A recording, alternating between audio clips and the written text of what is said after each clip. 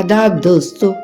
मुंशी प्रेमचंद की एक पॉपुलर कहानी कफन, वो मैं आप लोगों के सामने आज पेश करने जा रही हूँ। दोस्तों, आजकल किसी के पास इतना टाइम नहीं है कि वो बुक्स पढ़ सके, इसलिए ये ऑडियो पेश है। तो लीजिए शुरू करती हूँ कहानी कफन। झोपड़े के दरवाजे पर बाप और बेटा दोनों एक बुझे हुए अलाव के सामने खामोश बैठे हुए थे और अंदर बेटे की नौजवान बीवी बुधिया दर्द जस से पछाड़े खा रही थी और रह रह कर उसके मुंह से ऐसी दिलखराश सदा निकलती थी कि दोनों कलेजा थाम लेते थे। जाड़ों की रात थी, फिजा सन्नाटे में गर्क, सारा गांव तारीकी में जज्ब हो गया था। घिसू ने कहा, मालूम होता है बचेगी नहीं, सारा दिन तड़पते हो गया, जा देख तो आ। माधव दर्दनाक लहजे में बोला, मरना ही है तो जल्दी मर क्यों नहीं जाती, देख कर क्या आऊं? तू बड़ा बेदर्द है बे, साल भर जिसके साथन जिंदगानी का सुख भोगा उसी के साथ इतनी बेवफाई। मुझसे तो उसका तड़पना और हाथ पांव पटकना नहीं देखा जाता। चमारों का कुनबा था और सारे गांव में बदनाम। घिसू एक दिन काम करता तो 3 दिन आराम। माधव इतना कामचोर था कि घंटे भर काम करता तो घंटे भर चिलम पीता, इसलिए उससे कोई रखता ही न था। घर में मुट्ठी भर अनाज भी मौजूद हो तो उनके लिए काम करने की कसम थी। जब 2 एक फाके हो जाते तो घिसू दरख्तों पर चढ़कर लकड़ी तोड़ लाता और माधव बाजार से बेच लाता, और जब तक वो पैसे रहते दोनों इधर उधर मारे फिरते। जब फाके की नौबत आ जाती तो फिर लकड़ियां तोड़ते या कोई मजदूरी तलाश करते। गांव में काम की कमी न थी, काश्तकारों का गांव था, मेहनती आदमी के लिए तो 50 काम थे, मगर इन दोनों को लोग उसी वक्त बुलाते जब 2 आदमियों में से एक का काम पाकर भी क़नात कर लेने के सिवा और कोई चारा ना होता। काश दोनों साधु होते तो उन्हें क़नात और तवक्कुल के लिए ज़ब्त नफ्स की मुतलक ज़रूरत ना होती। ये उनकी खल्की सिफत थी। अजीब जिंदगी थी उनकी। घर में मिट्टी के 2-4 बर्तनों के सिवा कोई असासा नहीं। फटे चीथड़ों से अपनी उड़ियानों को ढाके हुए, दुनिया की फिक्रों से आजाद, कर्ज से लदे हुए, गालियां भी खाते, मार भी खाते, मगर कोई गम नहीं। मिस्कीन इतने के वसूली की मुतलक उम्मीद न होने पर लोग उन्हें कुछ न कुछ कर्ज दे देते थे। मटर या आलू की फसल में खेतों से मटर या आलू उखाड़ लाते और भून भून कर खाते, या दिन 5 ईख तोड़ लाते और रात को चूसते। घिसू ने इसी ज़हदाना अंदाज में 60 साल की उम्र काट दी और माधव भी सादतमंद बेटे की तरह बाप के नक्शे कदम पर चल रहा था, बल्कि उसका नाम और भी रोशन कर रहा था। इस वक्त भी दोनों अलाव के सामने बैठे हुए आलू भून रहे थे जो किसी के खेत से खोद लाए थे। घिसू की बीवी का तो मुद्दत हुई इंतकाल हो गया था। माधव की शादी पिछले साल हुई थी। जब से यह औरत आई थी उसने इस खानदान में तमद्दुन की बुनियाद डाली थी। पिसाई करके, घास छील कर वो शेर भर आटे का इंतजाम कर लेती थी और इन दोनों बेगैरतों का दोज़ख भरती रहती थी। जब से वो आई ये दोनों और भी आराम तलब और आलसी हो गए थे, बल्कि कुछ अकड़ने भी लगे थे। कोई काम करने को बुलाता तो बेनियाजी की शान में दुगनी मजदूरी मांगते। वही औरत आज सुबह से दर्द सह में मर रही थी और ये दोनों शायद इसी इंतजार में थे कि वो मर जाए तो आराम से सोए। घिसू ने आलू निकाल कर छीलते हुए कहा, जा देख तो क्या हालत है। उसकी चुड़ैल का फसाव हो गया, और क्या, यहाँ तो ओझा भी 1 रुपया मांगता है, किसके घर से आए। माधव को अंदेशा था कि वो कोठरी में गया तो घिसू आलूओं का बड़ा हिस्सा साफ कर देगा। बोला, मुझे वहां डर लगता है। डर किस बात का है, मैं तो यहाँ हूँ ही, तो तुम ही जाकर देखो ना। मेरी औरत जब मरी थी तो मैं 3 दिन तक उसके पास से हिला भी नहीं, और फिर मुझसे लजाएगी कि नहीं? कभी उसका मुंह नहीं देखा, आज उसका उघरा हुआ बदन देखूं? उसे तन की सुध भी तो न होगी। मुझे देख लेगी तो खुलकर हाथ पाँव भी न पटक सकेगी। मैं सोचता हूँ कि कोई बाल बच्चा हो गया तो क्या होगा। सोंठ, गुड़, तेल कुछ भी तो नहीं है घर में। सब कुछ आ जाएगा, भगवान बच्चा दे तो। जो लोग अभी 1 पैसा नहीं दे रहे वही तब बुला कर देंगे। मेरे तो लड़के हुए घर में कुछ भी न था, मगर इसी तरह हर बार काम चल गया। जिस समाज में रात दिन मेहनत करने वालों की हालत उनकी हालत से कुछ बहुत अच्छी न थी, और किसानों के मुकाबले में वो लोग जो किसानों की कमजोरियों से फायदा उठाना जानते थे कहीं ज्यादा फारिगुल बाल थे, वहाँ इस किस्म की जहनियत का पैदा हो जाना कोई ताज्जुब की बात नहीं थी। हम तो कहेंगे कि घिस्सू किसानों के मुकाबले में ज्यादा बारीक बीन था, और किसानों की तही दिमाग जमीयत में शामिल होने के बदले शातिरों की फितना पर्दाज जमात में शामिल हो गया था। हाँ, उसमें ये सलाहियत न थी कि शातिरों के आईन और आदाब की भी पाबंदी करता, इसलिए ये जहाँ उसकी जमात के और लोग गांव के सरगना और मुखिया बने हुए थे, उस पर सारा गांव अंगुश नुमाई कर रहा था। फिर भी उसे ये तस्कीन तो थी ही कि अगर वो खस्ता हाल है तो कम से कम उसे किसानों की सी जिगर तोड़ मेहनत तो नहीं करनी पड़ती, और उसकी सादगी और बेजुबानी से दूसरे बेजा फायदा तो नहीं उठाते। दोनों आलू निकाल निकाल कर जलते जलते खाने लगे। कल से कुछ भी नहीं खाया था। इतना सब्र न था कि उन्हें ठंडा हो जाने दे। कई बार दोनों की जुबानें जल गईं। छिल जाने पर आलू का बैरूनी हिस्सा तो ज्यादा गर्म न मालूम होता था, लेकिन दांतों के तले पड़ते ही अंदर का हिस्सा जुबान और हल्क और तालू को जला देता था, और इस अंगारे को मुंह में रखने से ज्यादा खैरियत इसी में थी कि वो अंदर पहुंच जाए। वहां उसे ठंडा करने के लिए काफी सामान थे, इसलिए दोनों जल जल निकल जाते थे।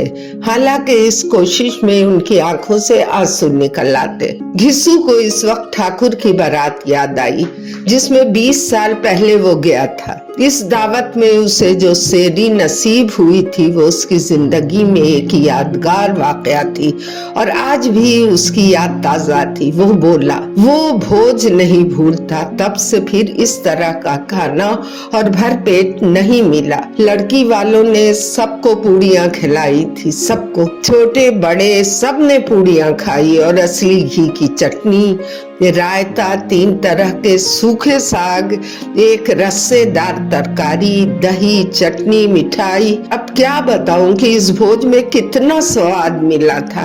कोई रोक नहीं थी, जो चीज चाहो मांगो और जितना चाहो खाओ। लोगों ने ऐसा ऐसा खाया कि किसी से पानी न पिया गया, मगर परोसने वाले हैं कि सामने गरम गरम गोल गोल महकती हुई कचौरियां डाल देते हैं। मना करते नहीं चाहिए, मगर वो है दिए जाते हैं। और जब सबने मुंह धो लिया तो एक एक बड़ा पान भी मिला, मगर मुझे पान लेने की कहाँ सूझ थी। खड़ा न हुआ जाता था, झटपट जाकर अपने कंबल पर लेट गया। ऐसा दरिया दिल था वो ठाकुर। माधव ने इन तकल्लुफात का मजा लेते हुए कहा, अब हमें कोई ऐसा भोज खिलाता, अब कोई क्या खिलाएगा। वो जमाना दूसरा था, अब तो सबको खबायत सूझती है। शादी ब्याह में मत खर्च करो, क्रियाक्रम में मत खर्च करो। पूछो गरीबों का माल बटोर बटोर कर कहाँ रखोगे, मगर बटोरने में तो कमी नहीं है। हाँ, खर्च में खबायत सूझती है। तुमने एक 20 पूड़ियाँ तो खाई होंगी, 20 से ज्यादा खाई थी। मैं 50 खा जाता, 50 से कम मैंने भी न खाई होंगी। अच्छा पट्टा था तो उसका आधा भी नहीं है तू। आलू खाकर दोनों ने पानी पिया और वहीं अलाव के सामने अपनी धोतियां ओढ़कर पांव पेट में डालकर सो रहे, जैसे दो बड़े बड़े अजदहा कुंडलियां मारे पड़े हों और बुढ़िया अभी तक करा रही थी। सुबह को माधो ने कोठरी में जाकर देखा तो उसकी बीवी ठंडी हो गई थी। उसके मुंह पे मक्खियां भिनक रही थी, पथराई हुई आंखें ऊपर टंगी हुई थी, सारा जिस्म खाक में लथपथ हो रहा था। उसके पेट में बच्चा मर गया था। माधव भागा हुआ घिस्सू के पास आया और फिर दोनों जोर जोर से हाय हाय करने और छाती पीटने लगे। पड़ोस वालों ने ये आहोजारी सुनी तो दौड़ते हुए आए और रस्म कदीम के मुताबिक गमजदों की तशफी करने लगे, मगर ज्यादा रोने धोने का मौका ना था। कफन की और लकड़ी की फिक्र करनी थी। घर में तो पैसा इस तरह गायब था जैसे चील के घोंसले में बांस। बाप बेटे रोते हुए गांव के जमींदारों के पास गए। वो उन दोनों की सूरतों से नफरत करते थे। कई बार उन्हें अपने हाथों पीट चुके थे। चोरी की लत, वादे पर काम ना करने की लत में पूछा, क्या है बेघिसुआ, रोता क्यों है? अब तो तेरी सूरत ही नजर नहीं आती। अब मालूम होता है तुम इस गांव में नहीं रहना चाहते। घिसू ने जमीन पर सर रखकर आंखों में आंसू भरते हुए कहा, सरकार बड़ी विपत में हूँ। माधव की घरवाली रात गुजर गई। दिन भर तड़पती रही सरकार। आधी रात तक हम दोनों उसके सिरहाने बैठे रहे। दवा दारू जो कुछ हो सका सब किया, मगर वो हमें दगा दे गई। अब कोई एक रोटी देने वाला नहीं रहा। मालिक तबाह हो गए हम, घर उजड़ गया। आपका गुलाम हूँ, अब आपके सिवा उसकी मिट्टी को कौन पार लगाएगा? हमारे हाथ में जो कुछ था वो सब दवा दारू में उठ गया। सरकार ही की दया होगी तो उसकी मिट्टी उठेगी। आपके सिवा और किसके द्वार पर जाऊं? जमींदार साहब रहमदिल आदमी थे, मगर घिस्सू पे रहम करना काले कंबल पर रंग चढ़ाना था। जी में तो आया कहते, चल दूर हो, यहाँ से लाश घर में रखकर सड़ा। यूं तो बुलाने से भी नहीं आता। आज जब गर्ज पड़ी तो आकर खुशामद कर रहा, हरामखोर कहीं का बदमाश। मगर ये गुस्सा, ये इंतकाम का मौका नहीं था। तौल करहन 2 रुपए निकाल कर फेंक दिए, मगर तशफी का एक कलमा भी मुंह से न निकाला। उसकी तरफ ताका तक नहीं, गोया सर का बोझ उतारा हो। जब जमींदार साहब ने 2 रुपए दिए तो गांव के बनिए महाजिनों को इनकार की जरूरत क्यों कर होती? घिस्सू जमींदार के नाम ढिंढोरा पीटा जाता था। किसी ने 2 आने दिए, किसी ने 4 आने। 1 घंटे में एक घिस्सू के पास 5 रुपए की माकूल रकम जमा हो गई। किसी ने गल्ला दे दिया, किसी ने लकड़ी, और दोपहर को घिस्सू और माधव बाजार से कफन लाने चले और लोग बांस वांस काटने लगे। गांव की रकीकुल कल्ब औरतें आकर लाश को देखती थी और उसकी बेबसी पर 2 बूंद आंसू गिराकर चली जाती थी। बाजार में पहुंचकर घिस्सू बोला, लकड़ी तो उसे जलाने भर की मिल गई है। क्यों माधव? माधव बोला, हाँ लकड़ी तो बहुत है, अब कफन चाहिए तो कोई हल्का सा कफन ले ले। हाँ और क्या, लाश उठते उठते रात हो जाएगी। रात को कफन कौन देखता है? कैसा बुरा रिवाज है कि जिसे जीते जी तन ढाकने को चीथड़ा ना मिले, उसे मरने पर नया कफन चाहिए। और क्या रखा रहता है? यही 5 रुपए पहले मिलते तो कुछ दवा दारू करते। दोनों एक दूसरे के दिल का माजरा मानवी तौर पर समझ रहे थे। बाजार में इधर उधर घूमते रहे, यहाँ तक कि शाम हो गई। दोनों इत्तफाक से या उम्दन एक शराब खाने के सामने आ पहुंचे और गोया किसी तयशुदा फैसले के मुताबिक अंदर गए। वहां जरा देर तक दोनों तजब्जुब की हालत में खड़े रहे। फिर घिस्सू ने एक बोतल शराब ली, कुछ कड़क ली और दोनों बरामदे में बैठकर पीने लगे। कई कचना पहम पीने के बाद दोनों सुरूर में आ गए। घिस्सू बोला, कफन लगाने क्या मिलता, आखिर जल ही तो जाता, कुछ बहू के साथ तो न जाता।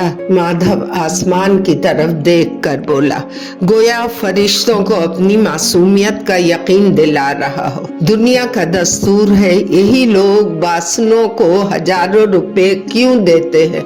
कौन देखता है परलोक में मिलता है या नहीं? बड़े आदमियों के पास धन है, फूके, हमारे पास फूकने को क्या है? लेकिन लोगों को क्या जवाब दोगे? लोग पूछेंगे कि कफन कहाँ है? घिस्सू हंसा, कह देंगे रुपए कमर से घिसक गए, बहुत ढूंढा मिले नहीं। माधव भी हंसा। इस गैर मुतवक्का खुशनसीबी पर कुदरत को इस तरह शिकस्त देने पर बोला, बड़ी अच्छी थी बेचारी, मरी भी तो खूब खिला पिला कर। आधी बोतल से ज्यादा खत्म हो गई। घिस्सू ने 2 सेर पूरियां मंगवाई, गोश्त और सालन और चटपटी कुलचियां और तली हुई मछलियां। शराब खाने के सामने दुकान थी। माधव लपक कर 2 पत्तलों में सारी चीजें ले आया। पूरे 1.5 रुपए खर्च हो गए, सिर्फ थोड़े से पैसे बच रहे। दोनों इस वक्त इस शान से बैठे हुए पूरियां खा रहे थे जैसे जंगल में कोई शेर अपना शिकार उड़ा रहा। न जवाबदही का खौफ था, न बदनामी की फिक्र। ज़ौफ़ के इन मराहिल को उन्होंने बहुत पहले तय कर लिया था। घिस्सू फलसफियाना अंदाज से बोला, हमारी आत्मा प्रसन्न हो रही है तो क्या उसे पुण्य न होगा? माधव ने फर्क सूरत झुकाकर तस्दीक की, जरूर से होगा। भगवान तुम अंतर्जामी हो, उसे बैकुंठ ले जाना। हम दोनों हृदय से उसे दुआ दे रहे हैं। आज जो भोजन मिला वो कभी उम्र भर न मिला था। एक लम्हे के बाद माधव के दिल में एक तशवीश पैदा हुई। बोला, क्यों दादा, हम लोग भी तो वहाँ एक न एक दिन जाएंगे ही। घिस्सू ने इस तिफलाना सवाल का कोई जवाब न दिया। माधव की तरफ पुरमलामत अंदाज से देखा। जो वहाँ उन लोगों से पूछेगी तुमने हमें कफन क्यों न दिया तो क्या कहेंगे? कहेंगे तुम्हारा सर। पूछेगी तो जरूर, तो तू कैसे जानता है उसे कफन न मिलेगा? मुझे अब गधा समझता है? मैं 60 साल से दुनिया में क्या घास खोदता रहा हूँ। उसको कफन मिलेगा और इससे बहुत अच्छा मिलेगा जो हम देंगे। माधव को यकीन न आया। बोला, कौन देगा? रुपए तो तुमने चट कर दिए। घिस्सू तेज हो गया। मैं कहता हूँ उसे कफन मिलेगा, तू मानता क्यों नहीं? कौन देगा? बताते क्यों नहीं? वही लोग देंगे जिन्होंने अब की दिया। हाँ, वो रुपया हमारे हाथ ना आएगा। अगर किसी तरह आ जाए तो फिर हम इसी तरह बैठ कर पिएंगे और कफन तीसरी बार लेंगे। जो जो अंधेरा बढ़ता था और सितारों की चमक तेज होती थी, मखाने की रौनक भी बढ़ती जाती थी। कोई गाता था, कोई बहकता था, कोई अपने रफीक के गले लिपटा जाता था, कोई अपने दोस्त के मुंह से सागर लगाए देता था। वहाँ की फिजा में सुरूर था, हवा में नशा। कितने तो चुल्लू में ही उल्लू हो जाते हैं। यहाँ आते थे तो सिर्फ खुद फरामोशी का मजा लेने के लिए। शराब से ज्यादा यहाँ की हवा से मसरूर होते थे। जीस की बला यहाँ खींच लाती थी और कुछ देर के लिए वो भूल जाते थे कि वो जिंदा है या मुर्दा है या जिंदा दरगोर है। और ये दोनों बाप बेटे अब भी मजे ले लेके चुस्कियां ले रहे थे। सबकी निगाहें उनकी तरफ जमी हुई थी। कितनी खुशनसीब हैं दोनों। पूरी बोतल बीच में है। खाने से फारिग होकर माधव ने बची हुई पूरियों का तेल उठाकर एक भिखारी को दे दिया, जो खड़ा उनकी तरफ ग्रिसना निगाहों से देख रहा था और पीने के गुरूर और मुसर्रत और वलवला का अपनी जिंदगी में पहली बार एहसास किया। घिस्सू ने कहा, ले जा, खूब खा और आशीर्वाद दे। जिसकी कमाई थी वो तो मर गई, मगर तेरा आशीर्वाद उसे जरूर पहुंच जाएगा। रोए रोए से आशीर्वाद दे, बड़ी गाढ़ी कमाई के पैसे हैं। माधव ने फिर आसमान की तरफ देखकर कहा, वो बैकुंठ में जाएगी, दादा बैकुंठ की रानी बनेगी। घिस्सू खड़ा हो गया और जैसे मुसर्रत की लहरों में तैरता हुआ बोला, हाँ बेटा, बैकुंठ में न जाएगी तो क्या, ये मोटे मोटे लोग जाएंगे जो गरीबों को दोनों हाथ से लूटते हैं और अपने पाप के धोने के लिए गंगा में जाते हैं और मंदिरों में जल चढ़ाते हैं। ये खुश इत्तेकादी का रंग भी बदला। नशे की खासियत से यास और गम का दौरा हुआ। माधव बोला, मगर दादू, बेचारी ने जिंदगी में बड़ा दुख भोगा, मरी भी कितना दुख झेलकर। वो अपनी आंखों पर हाथ रखकर रोने लगा। घिस्सू ने समझाया, क्यों रोता है बेटा, खुश होके वो माया जाल से मुक्त हो गई, जंजाल से छूट गई। बड़ी भागवान थी जो इतनी जल्द माया के मोह के बंधन तोड़ दिए।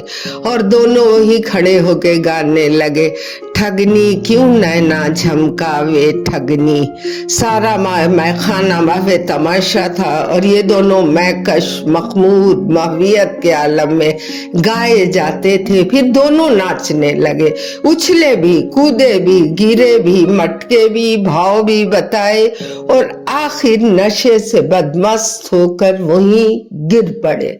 और बेचारी बुधिया